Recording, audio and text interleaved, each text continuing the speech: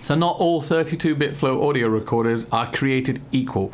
There are a lot of manufacturers creating 32-bit flow audio recorders that are not true 32-bit flow audio recorders. And if you think buying a 32-bit flow audio recorder is going to stop you clipping audio ever again, you may be falling for one of the biggest scams on audio right now. Let me explain. Full disclaimer, this isn't something I found out by myself. I watched a video by a fantastic YouTuber, Harv Audio and Video, who, as far as I'm aware, and from what I gather, is a fellow Bristolian like me. He made a fantastic video. I'll link it down below where you can go and see his video. And I just thought this was something that, should definitely be shared and talked about, because it's kind of annoying, and unless I'd seen his video, I'd never even considered it. But anyway, I digress. What is 32-bit flow? So true 32-bit flow audio requires two things called ADCs, analog to digital converters.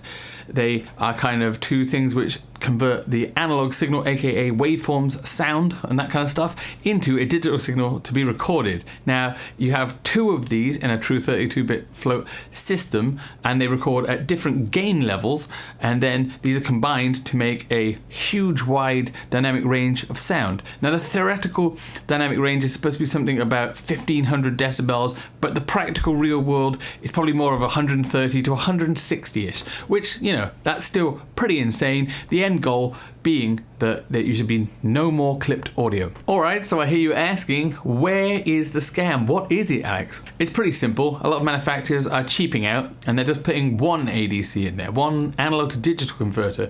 And whereas true 32-bit flow relies on having a higher gain and a lower gain and combining them to make this huge dynamic range, you can't do that with one, because you just have one file to work with, one input to work with, and it still does have a pretty wide dynamic range. Some of these ADCs are around 110, 120 as far as I'm gathering decibels. So it's still, it will still provide a much more robust file. You will have a lot more play than what you would be with just your normal 16-bit or maybe a 24-bit. But it's not true 32-bit, and it doesn't have this huge wide dynamic range that it's claiming to have, and it would still mean that you wouldn't be able to be so blasé with your audio. Like with true 32-bit flow, you'd still need to have accurate gain staging. Gain staging being where you monitor your audio, set the right levels, and set appropriate levels for what we were recording, being aware that you could clip. All these single ADC units do is just give you a little bit more wiggle room. It's not the much more unlimited dynamic range that you would get with true 32-bit flow, and that is just a scammy marketing lie that is being purveyed by companies in this kind of like gray area between, they're kind of bending the rules with a file format and true technical capabilities of a system. It's marketing jargon that's being used to mislead people. As far as which ones and which manufacturers are doing this and which ones are not doing this, I can confirm for you that it is complicated, because it seems that some manufacturers will offer some transparency and exactly are not doing it on a range of their products, and then on some of their other products they are, or they haven't confirmed. But I would advise going over to Harv's video and watching that. He has a much more comprehensive dive into all the manufacturers that he's confirmed and has also had no answers back from, or you can just see that they have single ADC listed. One I can confirm, which is true 32-bit flow, is, and I was so thankful when I found this out, this guy, the Zoom F6 32-bit flow. This has dual ADC per channel, and amazing. I'm happy with that. However, the other mic system I bought, which claims to have 32-bit flow on board, my Saramonic K9 UHF wireless set, doesn't specify. Now, that doesn't mean that it hasn't got it. Maybe it has. It's a high-end wireless mic set, and it does look favorable because it claims to have a dynamic range of around 130 decibels.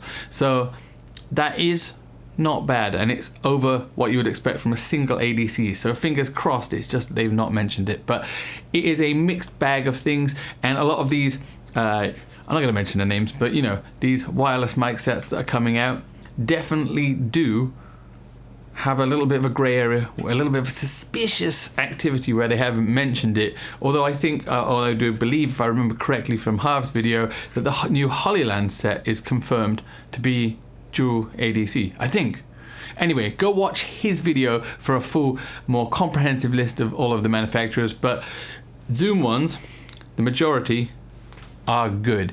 And a lot of the Tascam ones, I think the Tascam H6 maybe, don't quote me though, go look on his video. Anyway, there you go, that is it. Just something I wanted to let you guys know about and spread the word, because I think awareness is important. This is a kind of scammy little lie that's being pervaded, and a lot of people are being deceived in a way into thinking they have bought true to 32-bit float when they haven't. It's also an important reminder to, you know, always, even if you have 32-bit float, don't be so blasé of thinking, yeah, I'll just sort it out later in post, and actually use proper gain staging, because even if you have 32-bit float, proper gain staging is just something that is worth learning. It's a skill, and it's something you should do regardless of whether you have the 32-bit float. Anyway, until next time, guys, peace.